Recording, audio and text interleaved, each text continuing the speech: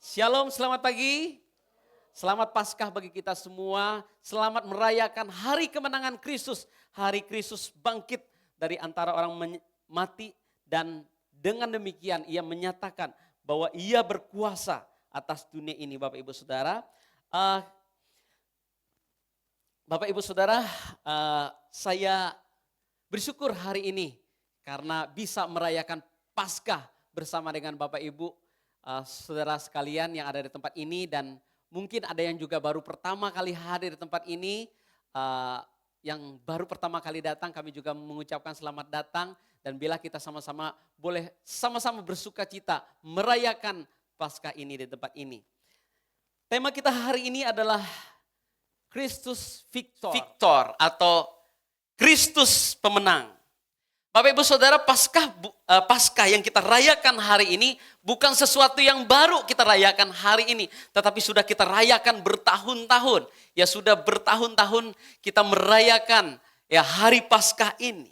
Nah, pertanyaan bagi kita semua, apakah Paskah itu masih ada getarnya enggak di dalam hidup kita? Apakah Paskah itu masih bermakna enggak bagi kita? Apakah kita masih takjub dengan berita Paskah? Apakah kita masih melihat ya sesuatu yang mengagumkan dari berita Paskah ini, atau kita melihat udah sesuatu yang biasa karena setiap tahun kita merayakannya? Nah, Bapak Ibu Saudara, adalah berbahaya kalau kita terus mempertahankan sesuatu, misalnya di dalam hidup kita, terus kita melihat sesuatu itu sebenarnya udah nggak bermakna bagi kita. Sesuatu itu udah usang, sesuatu itu sudah tidak ada relevansinya bagi hidup kita, dan kita akan terus mempertahankannya, maka barang itu akan jadi sampah. Saya melihat suatu video, Bapak Ibu Saudara, di Korea ada seorang bapak ya, dia punya satu orang anak dan masih ada istrinya. Rumahnya yang begitu besar dipenuhi sampah, penuh. Anggap ini semua rumahnya, maka di tempat ini adalah semuanya sampah. Karena dia menumpuk semua sampah yang ada, dia nggak mau buang apa barang-barang yang dia punya, pepotongan kayu atau kain dan lain sebagainya, dia nggak mau buang. Karena dia ngerasa itu sesuatu yang berharga. Ya walaupun setelah diselidiki dia punya ketakutan karena anaknya yang udah umur sekian, 40 tahun nggak bekerja, dan dia itu takut ya membuang barang, takut hidup mereka susah dan lain sebagainya. Sehingga dia untuk masuk di rumahnya aja harus melewati begitu banyak sampah. Nah, Bapak Ibu Saudara, kalau kita mempertahankan sesuatu yang udah usang, maka sesuatu itu akan menjadi sampah. Nah, Bapak Ibu Saudara, apakah Paskah itu akan jadi sampah di dalam kehidupan kita karena sudah tidak bermakna di dalam hidup kita? Nah, Paskah tidak akan bisa menjadi sampah karena Paskah itu sendiri adalah sesuatu yang berharga. Cuma kadang-kadang bagaimana kita melihat sesuatu itu berharga atau tidak. Kadang ada orang nggak ngerti ini barang berharga atau tidak. Waktu saya masih muda begitu ya, saya biasa ikut bekerja tambang mencari emas dan berlian begitu ya. Nah, kadang kami ya masih kecil nggak tahu ini berlian atau batu yang menyerupai berlian. Nah, kalau sesuatu yang kita nggak kenal itu berharga, maka kita akan buang demikian, dan kita akan melihat ini nggak berharga.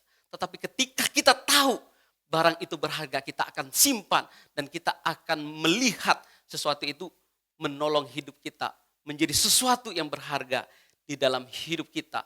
Nah, Bapak Ibu Saudara, apakah Bapak Ibu masih merasakan ada getaran Paskah ini dalam hidup kita? Apa kita masih melihat Paskah ini ada relevansinya bagi hidup kita?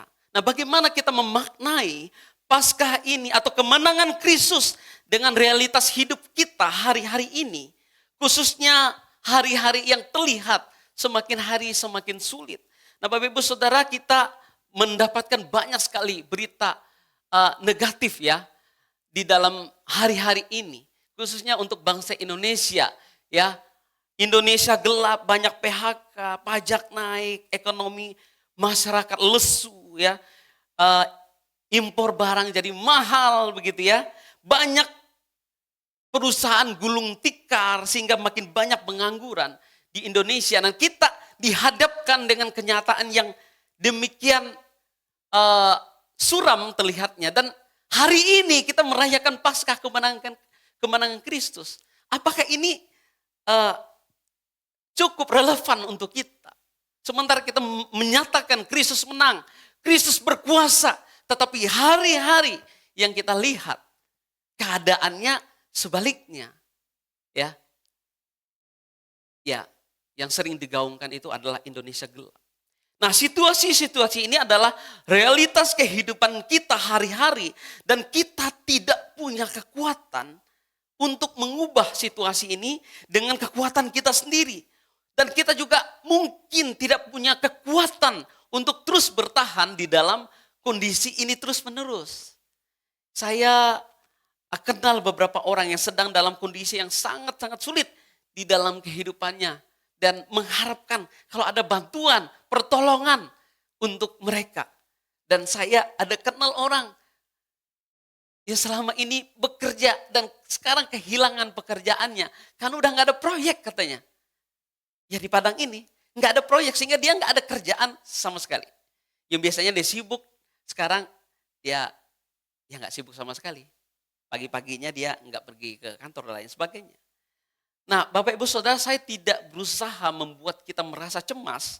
Saya juga tidak sedang berusaha membuat seolah-olah kondisinya begitu buruk sehingga kita menjadi sangat takut. Saya juga tidak berusaha membuat suasana Paskah yang harusnya penuh dengan sukacita karena Kristus menang, mengalahkan maut, menjadi rusak gara-gara fakta ini. Tetapi Bapak Ibu Saudara, saya ingin mengajak kita harus jujur menyikapi keadaan, melihat sesuatu yang memang sedang tidak normal. Nah, saya rasa bahwa rasa khawatir ini, ya kalau kita ada merasa khawatir, walaupun Alkitab katakan jangan khawatir, tetapi kita nggak bisa menampilkan bahwa kita ada rasa khawatir. Bagaimana hari esok, bagaimana minggu depan, bagaimana bulan depan. Nah, Bapak Ibu Saudara, rasa khawatir membuat kita lebih waspada. Rasa khawatir akan membuat kita lebih berhikmat di dalam mengambil setiap keputusan. Sehingga adapun ya situasi kita memang enggak normal. Biarlah kita lebih waspada. Biarlah kita lebih lebih berhikmat di dalam mengambil keputusan. Di dalam menyikapi atau menjalani kehidupan kita. Mungkin selama ini kita cukup boros ya. Ya kita sekarang agak-agak lebih irit. Kita lebih diperhitungkan. Oh ini sesuatu yang harus atau tidak. Ini bisa tunda atau tidak. Nah sehingga keadaan itu tidak membuat hidup kita jadi lebih stres. Tetapi kita lebih berhikmat, lebih waspada dan lebih pandai dalam mengatur hidup kita. Nah untuk itulah Bapak Ibu Saudara, kita ada di sini karena ada situasi di sekitar kita tidak bisa kendalikan. Ada sesuatu yang besar di sekitar kita nggak bisa kendalikan.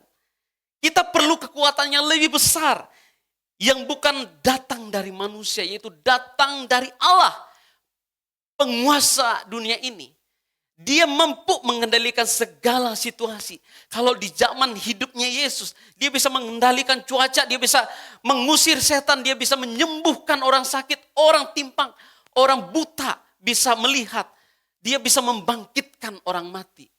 Dia bisa menenangkan alam semesta ini dan bisa menaklukkan semua. Karena memang dia adalah Allah yang berkuasa. Allah yang sama yang kita rayakan hari ini kebangkitannya bisa mengendalikan situasi itu. Tapi kadang-kadang kita menjalani hari-hari kita seperti seorang yang gak punya Tuhan, yang gak percaya kepada Kristus. Sehingga kita penuh dengan kekhawatiran yang menghimpit hidup kita sehingga iman kita gak bertumbuh. Nah Bapak Ibu Saudara, marilah kita fokus kepada Allah, bukan kepada masalah. Kalau kita punya masalah, fokus kepada Allah karena Dia mampu mengatasi segala masalah. Amin Bapak Ibu? Enggak ada amin? Amin Bapak Ibu? Fokus kepada Allah, bukan kepada masalahnya. Kalau kita fokus kepada masalahnya, maka kita berkutat pada penyelesaian masalah dan kita sendiri tidak mampu menyelesaikan. Allah itu punya kuasa yang sangat besar. Dia mampu mengatasi semua masalah. Tapi bukan dengan cara kita. Dengan cara Allah sendiri. Nah ini yang harus kita perhatikan. Nah doa kita adalah agar Allah menolong kita. Ya, membuka jalan yang tertutup. Mengubah duka menjadi suka. Dan bagi yang putus asa, kita menemukan harapan dan jalan keluar dari setiap masalah yang sedang kita alami.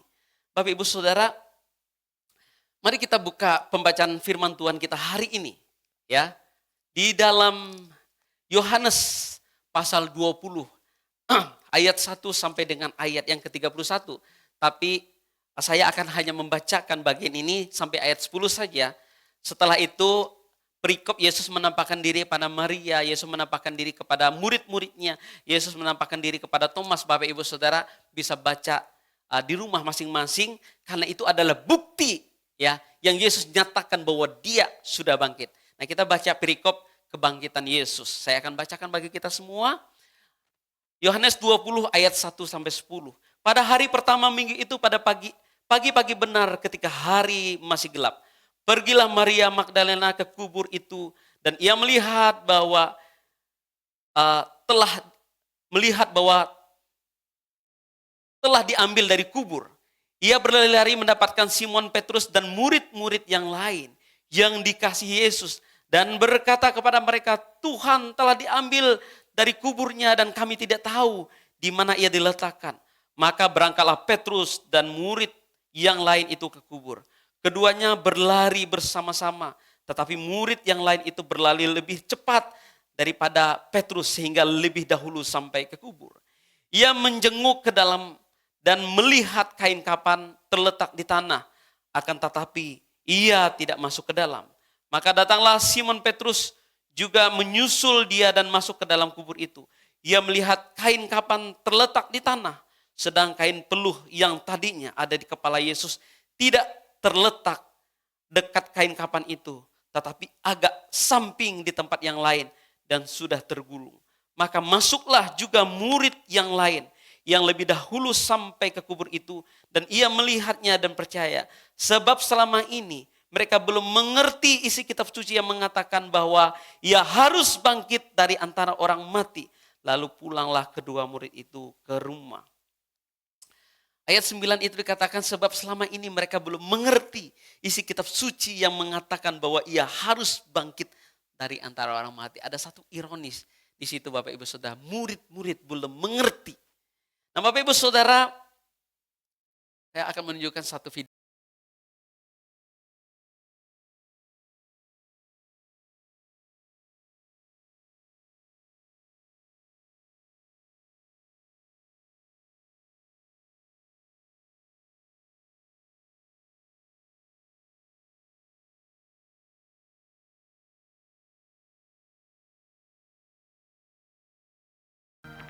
Kami, bangsa Indonesia, dengan ini menyatakan kemerdekaan Indonesia. Hal-hal yang mengenai pemindahan kekuasaan dan lain-lain diselenggarakan dengan cara saksama dan dalam tempo yang sesingkat-singkatnya. Jakarta, 17 Agustus 1945, atas nama bangsa Indonesia, Soekarno, Hatta. Bapak Ibu Saudara, video ini bukan hanya sebuah dokumenter ya, bukan hanya sebuah dokumen negara, bukan hanya sebuah pengetahuan, bukan hanya sebuah sejarah.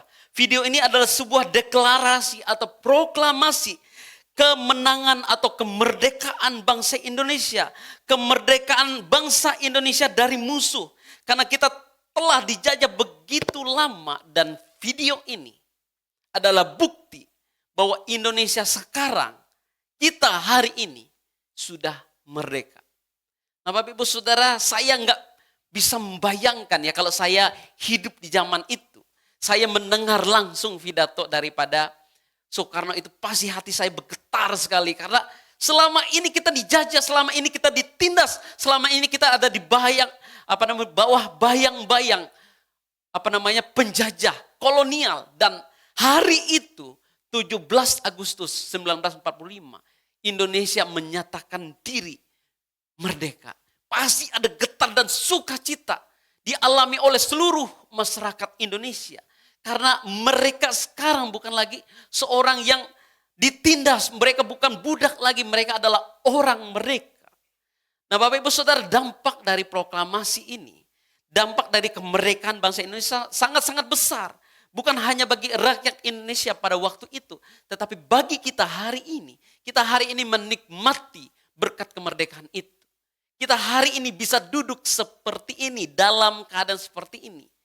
Sedikit banyak karena pengaruh kemerdekaan. Saya nggak yakin kalau kita hari ini masih dijajah. Saya bisa berdiri di tempat ini, Bapak Ibu Saudara bisa duduk dengan enak, dengan ada AC di ruangan ini. Saya nggak yakin keadaan akan lebih baik.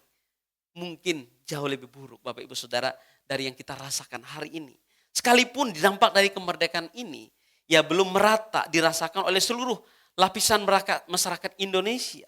Karena saat Jakarta Bandung itu udah ada kereta cepat ya, yang ya saya itu sering bolak-balik Jakarta Bandung dulu ketika pelayanan weekend ya, saya dari Bandung ke Jakarta dan nanti pulang lagi di hari Minggu sore Bandung. Itu kurang lebih 3,5 jam.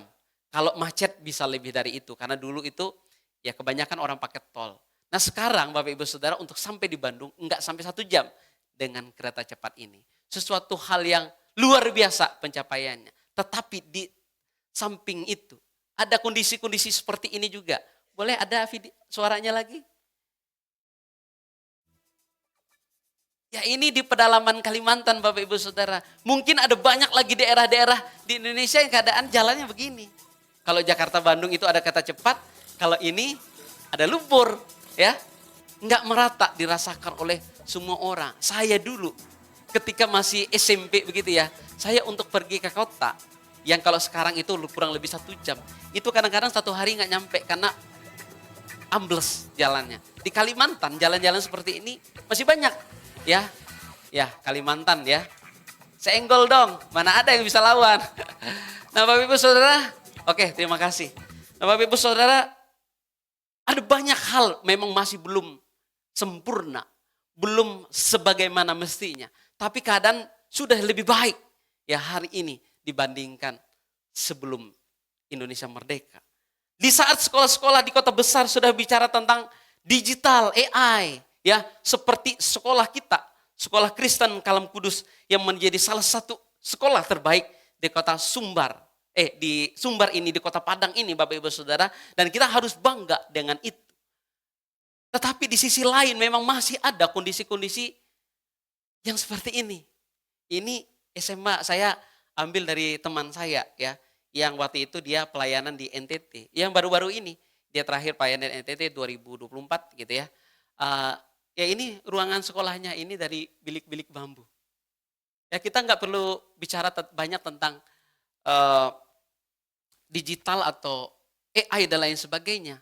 Karena memang untuk sarana penunjang utama saja memang belum beres ya, belum baik, belum layak.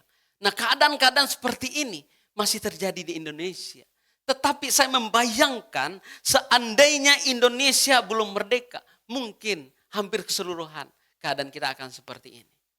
Kita harus bersyukur dengan apa yang kita alami hari ini. Yang sedikit lebih baik, lebih baik, lebih baik. Walaupun belum sempurna, dan tugas kita juga sebagai warga negara untuk menyempurnakan apa yang belum sempurna. Ya, dilakukan oleh sekolah Kristen Kalam Kudus ya, mengembangkan apa yang bisa dikembangkan. Ya, itu menjadi bagian kita supaya kita nggak terlalu jauh tertinggal oleh negara-negara maju. Kalau China itu semuanya udah semua robot, ngantar makanan di dalam hotel itu juga pakai robot. Ya semua pakai robot, mobil-mobil sekarang tuh canggih-canggih. Ya kita mungkin belum sampai di situ. Tapi ini menjadi tugas kita untuk mendidik ya generasi kita agar kemerdekaan menjadi sempurna, bukan terus tertinggal. Nah Bapak Ibu Saudara, dampak dari kemerdekaan itu sangat besar. Ya, kita menjadi orang yang berdaulat sekarang. Ya, tidak hidup dalam tekanan atau perbudakan. Nah Bapak Ibu Saudara, Kristus Victor atau Kristus pemenang itu menyatakan bahwa Kristus telah menang. Ya, menang dari apa nanti saya jelaskan.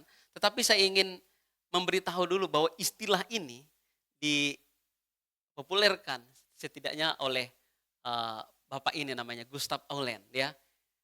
Dia ini adalah seorang teolog asal Swedia yang hidup kurang lebih tahun 1879 sampai 1977. Yang melalui bukunya berjudul ya Kristus Victor itu. Bapak Ibu Saudara, dalam bukunya ini ya Gustav Aulen ini ia menekankan ya bagian bahwa pekerjaan penebusan Kristus yang menekankan kemenangan Kristus atas kuasa jahat di dalam dunia yang melaluinya. Yesus menyelamatkan umatnya dan membangun hubungan baru antara Allah dan manusia. Jadi dia melihat ya bahwa Kristus itu menang bukan hanya atas dosa, bukan hanya atas maut, tetapi juga atas setan-setan, atas penguasa-penguasa di udara. Nah, Bapak Ibu Saudara, ini sesuatu yang penting untuk kita lihat ya. Satu persatu nanti saya akan jelaskan. Yang pertama,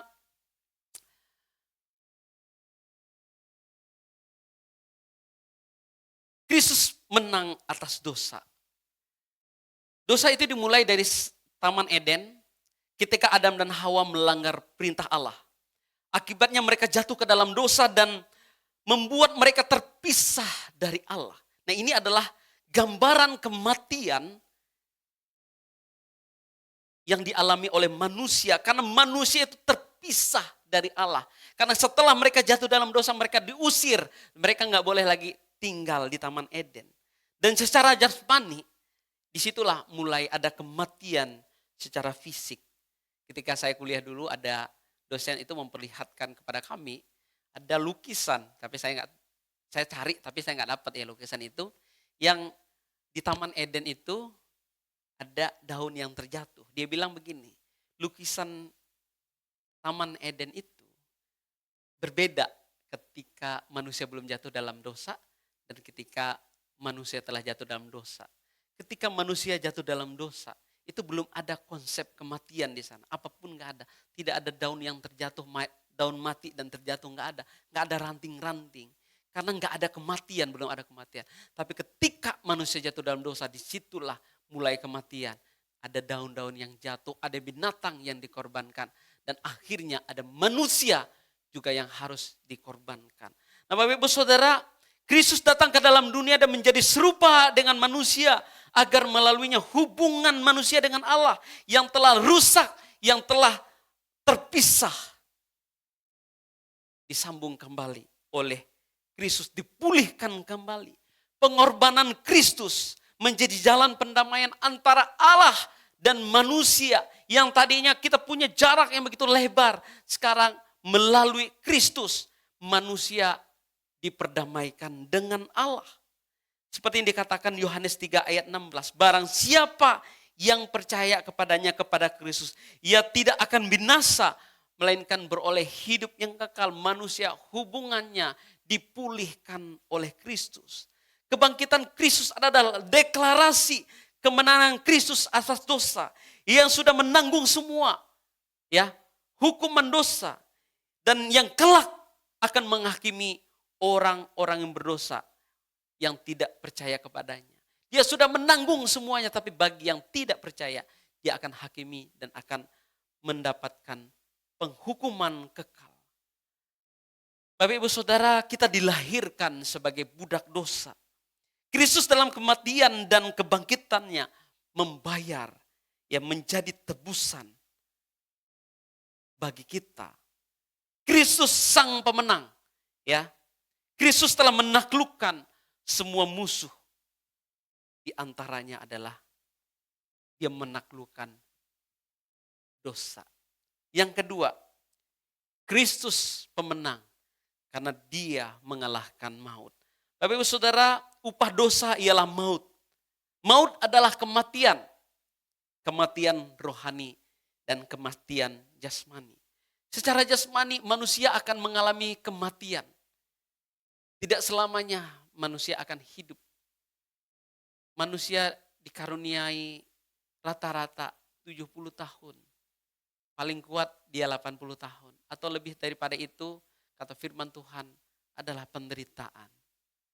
Kami ya baru kehilangan orang tua kami dikasihi di usianya yang 70 tahun. Dengan apa namanya, dengan hati yang sedih kami harus merelakannya. Tetapi kita harus menyadari bahwa itu sudah waktunya. Ketika waktunya sudah datang, kita nggak akan bisa tawar-tawar lagi. Ya, manusia pasti akan mengalami kematian. Tidak peduli seberapa cantiknya kita, seberapa gantengnya kita, seberapa peduli kita mengurus tubuh kita pakai skincare apapun gitu ya. Kita akan mati. Pasti akan mati. Lambat laun pasti akan mati. Tidak peduli berapa umur kita, kalau sudah saatnya pasti akan mati. Saya tidak sedang mengajarkan untuk kita tidak bertanggung jawab dengan hidup kita, bukan. Kalau kita mengurus diri ya urus diri dengan baik. Supaya kita tidak menderita juga ya di dalam dunia ini. Tetapi pada waktunya manusia akan mati. Enggak bisa ditawar lagi. Nah karena itu jangan kita menjalani seolah hidup kita tidak akan pernah mati. Seolah kita akan selamanya hidup di dunia ini. Sehingga kita tidak pernah memikirkan kelak kita bagaimana. Maksudnya adalah supaya kita jangan terlalu sibuk cari uang, kita lupa cari Tuhan. Jangan sibuk cari jodoh, kita terus meninggalkan Tuhan karena jodoh kita ini. Ingat ya, uang gak akan dibawa mati, bahkan pasangan kita pun gak akan dibawa mati. Kalau mati sama-sama juga belum tentu sama-sama ada dalam surga. Bapak Ibu Saudara, ingat cari Tuhan karena Tuhanlah yang akan menjamin hidup kita. Jangan sampai kita sibuk mencari hal-hal di dunia ini, tetapi kita lupa mencari Tuhan. Bapak Ibu Saudara, mari kita lebih berhikmat di dalam menjalani kehidupan kita. Di dalam mengambil keputusan. Uang itu dicari memang gak ada habis-habisnya. Semakin banyak kita cari, semakin kita merasa kurang. Mau kita kerja hari Minggu juga, ya akan kita ngerasa kurang. Mau kita kerja terus 24 jam juga kita akan ngerasa kurang, ya kurang. Bapak Saudara, tetapi Tuhan itu akan menjadi cukup bagi kita. Sekali lagi saya bukan mengajarkan, jangan cari uang, bukan. Jangan sampai kita cari harta kekayaan dunia ini. Kita lupa sumbernya, yaitu Tuhan. Yang kedua adalah secara rohani. Manusia akan terpisah dari Allah. Manusia terpisah dari Allah akibat dosa. Neraka adalah ganjaran bagi orang yang tidak percaya kepada Kristus sebagai Tuhan dan Juru Selamat. Mereka akan mendapat penghukuman kekal di mana penderitaan tidak akan ada habisnya. Ketika Tuhan Yesus mati di atas kayu salib, ia berteriak, Eli, Eli, lama sabachthani, Allahku, Allahku, mengapa engkau meninggalkan aku? Keterpisahan dengan Tuhan itu akan membawa penderitaan. Kristus mengalami penderitaan di atas kayu salib bukan hanya karena dia dipaku, tapi karena Allah Bapa meninggalkannya. Ia sebagai manusia dan tubuh jasmaninya begitu sakit, dipaku dan dia ditinggalkan oleh Allah Bapa. Kebangkitan Kristus adalah bukti bahwa dia memiliki kuasa atas kematian dan menawarkan harapan hidup yang kekal bagi semua orang yang percaya kepadanya. Hanya Kristus satu-satunya yang mati dan yang bangkit dengan kuasanya sendiri. Dialah yang mampu menjamin kebangkitan bagi manusia yang mati. Selebih itu gak ada yang bisa jamin. Saya baru berbicara dan saya puji Tuhan di dalam kesempatan saya dalam puasa kemarin. Saya diberi kesempatan untuk memberitakan Injil kepada orang yang belum percaya. Karena dia lihat saya berpuasa, dia tanya dan lain sebagainya. Banyak hal dan saya ada kesempatan untuk memberitakan Injil. Dan satu hal yang saya tekankan pada dia. Bahwa hanya Kristus yang bisa menjamin. Orang boleh katakan bahwa saya punya agama baik. Saya punya agama yang mengajarkan kebaikan. Boleh. Semua orang juga mengatakan demikian. Tapi saya bilang hanya satu yang tidak dimiliki oleh yang lain. Yang hanya dimiliki oleh orang Kristen. bahwa ada jaminan keselamatan bagi mereka yang percaya. Saya katakan, saya menyampaikan ini bukan untuk ya kamu beralih kepada saya dengan paksa. Tetapi saya memberitakan suatu kebenaran. Kamu percaya atau tidak, enggak masalah. Saya hanya memberitakan apa yang harus saya beritakan. Bapak Ibu Saudara, akibat dosa adalah kematian kekal. Tetapi barang siapa yang percaya kepada Kristus akan memperoleh hidup yang kekal. Salib Kristus adalah jalan pendamaian antara Allah dan manusia. Tidak ada cara lain untuk manusia bisa sampai kepada Allah selain daripada Kristus. Yang ketiga, sesuai tema kita hari ini, ya, Kristus menang atas kuasa iblis, atas kuasa setan-setan. Kristus pemenang atau Kristus Victor merupakan sebuah istilah atau teori yang memusatkan perhatian kita kepada kemenangan Kristus atas peperangan kosmis atau semesta, ya, antara Allah dan setan-setan. Yesus sebagai anak Allah harus mati, ya, di dalam peperangan kosmis itu, di dalam peperangan semesta ini. Dia sebagai korban.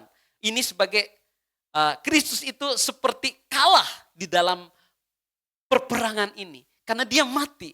Ya, kalau kita melihat ya di dalam film-film, bagi yang mati itu ada yang kalah. Begitu ya. Dan Kristus seolah-olah di dalam peperangan ini dia kalah, Bapak Ibu Saudara. Setan pun menjadi seperti pemenang. Wah, ini setan seperti bergembira, ini sudah mati. Tetapi Bapak Ibu Saudara, kemenangan setan, kemenangan iblis itu adalah kemenangan yang palsu. Karena Yesus yang mati itu akhirnya bangkit.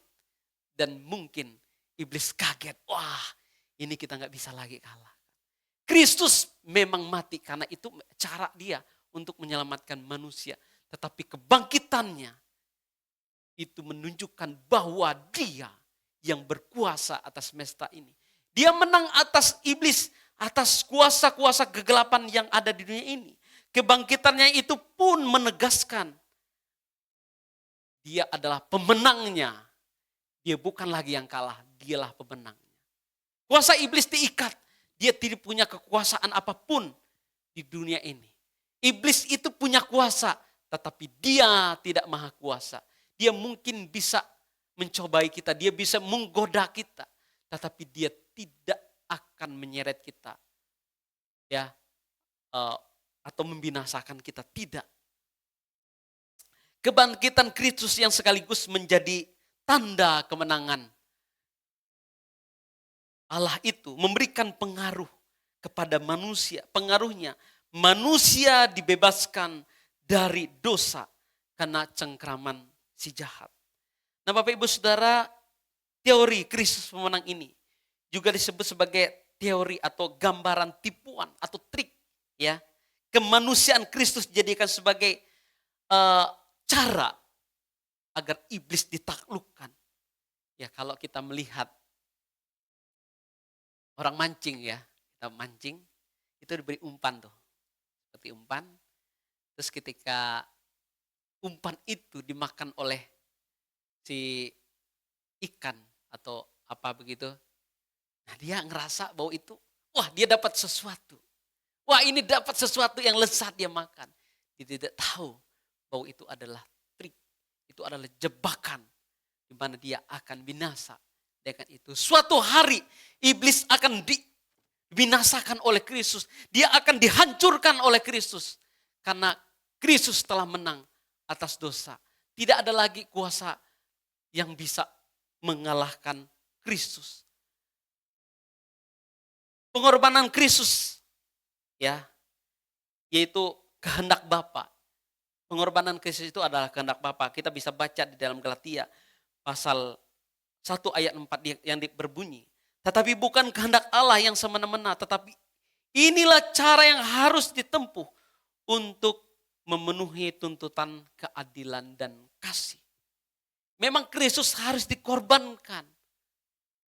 Tetapi itu harus dia lakukan karena itu yang bisa memenuhi tuntutan keadilan dan kasih.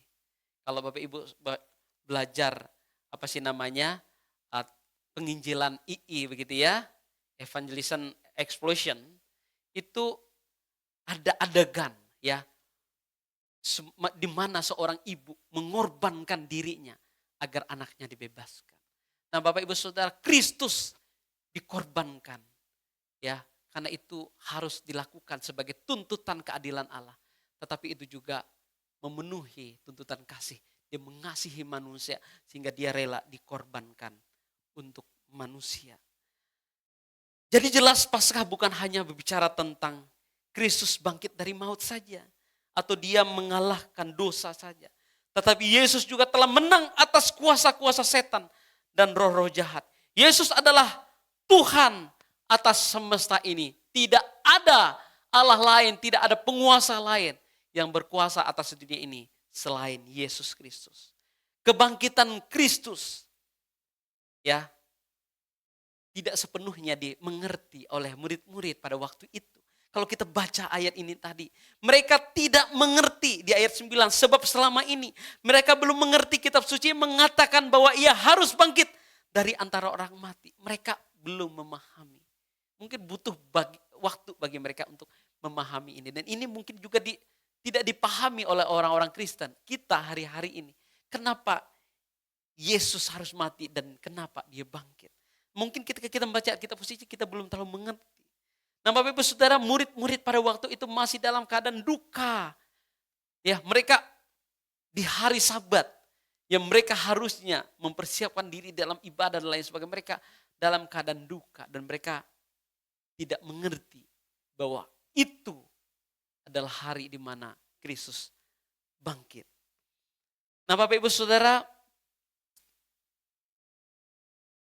Yesus menyatakan dirinya kepada para murid yang saya nanti suruh Bapak Ibu baca ya, kalau ada kalau sudah pulang dari tempat ini silakan Bapak Ibu baca. Yesus menampakkan diri kepada para murid. Dia ingin memberitahu kepada para murid, "Hey, saya ini sudah bangkit. Saya yang adalah guru kalian, Tuhan saya, sekarang sudah hidup. Kalian jangan bersedih lagi, kalian jangan takut lagi, kalian jangan berduka lagi. Saya sudah bangkit. Saya sudah menang atas maut." Bapak Ibu Saudara, semoga ini juga dirasakan oleh kita. Jangan sedih lagi, jangan takut lagi, jangan khawatir lagi. Yesus sudah bangkit, dia menang atas dosa. Nah, karena itu marilah kita membuat sebuah tekad. Ya, di dalam Paskah ini, apa tekad kita? Ini menjadi penuntut bagi kita semua. Ya, yang pertama itu adalah mari kita bertekad agar kita menang atas godaan dosa. Ya, salah satu hal yang sangat sulit ya untuk ditaklukkan dalam hidup ini adalah ya masalah kekudusan hidup kita. Ya, terikat dengan dosa. Setiap hari ada aja godaan bagi kita untuk jatuh dalam dosa. Susah rasanya menahan ya diri untuk tidak jatuh dalam dosa. Entah itu dosa karena amarah kepada seseorang atau karena hal-hal yang lain, ya susah rasanya. Tetapi marilah kita punya tekad, Tuhan, saya ingin coba menang atas satu dosa ini. Yang selama ini saya terikat dengan dosa ini. Saya ingin coba. Ya, mari kita sama-sama belajar. Saya juga ingin belajar. Mari kita sama-sama belajar. Mari kita punya tekad ini. Tuhan, saya ingin bebas. Saya ingin merdeka dari keterikatan dosa ini. Yang kedua, marilah kita percaya sungguh-sungguh ya kepada Tuhan. Kita tidak bisa menghindari kematian jasmani, Bapak Ibu. Kecuali Allah yang berinisiatif untuk kita tidak mati. Tetapi kita percaya bahwa kita pasti akan mati. Dan Kristus dan Tuhan Yesus katakan, siapa yang tidak percaya kepadanya, dia akan binasa. Marilah kita sungguh-sungguh percaya pada Tuhan. Jangan digodai oleh apapun yang di dunia ini yang membuat kita mau jauh daripada Tuhan. Marilah kita fokus kepada Tuhan dan ikut terus Tuhan sampai akhir hidup kita. Walaupun banyak godaan. Tadi pagi saya lihat di Facebook saya, ada anak-anak di Papua ya yang ya sudah pindah agama begitu ya. Mereka ada satu masjid ya ditanya dan lain sebagainya. Terus ada komen dari teman saya karena dia yang posting. Kasihan adik-adik ini katanya. Mereka kirain di sekolah di kota itu untuk mendapatkan pendidikan formal yang ya normal begitu ya. ternyata mereka untuk dialihkan ke agama tertentu. Bapak Ibu Saudara, ya itu realitas kita juga yang kita harus perhatikan. Supaya kita lebih peduli juga kepada orang lain. Supaya kita sama-sama kuat ikut Tuhan sampai akhir. Karena itu kita butuh persekutuan seperti ini. Ada orang mungkin bisa ibadah di rumah, tetapi persekutuan atau ibadah bersama seperti ini akan saling menguatkan. Yang ketiga, Bapak Ibu Saudara, marilah kita bergantung kepada kuasa Tuhan. Apakah setan ada? Ada. Apakah iblis punya kuasa? Iya, tetapi dia tidak punya kuasa. Karena itu jangan mau dikecohkan oleh iblis. Jangan mau kita ditawan oleh iblis. Ya, jangan kita pikir bahwa aduh, ini bagaimana setan ini nanti mempengaruhi saya. Enggak, kita punya Tuhan yang jauh lebih besar, yang jauh lebih berkuasa daripada kuasa iblis. Amin Bapak Ibu Saudara. Marilah kita pulang dengan membawa tekad ini. Kita hidup sungguh-sungguh takut akan Tuhan. Kita percaya sungguh-sungguh pada Tuhan. Dan marilah hal-hal yang membuat kita jatuh dalam dosa, kita bertekad untuk kita bisa menang melawannya. Selamat Paskah bagi kita semua. Tuhan Yesus memberkati.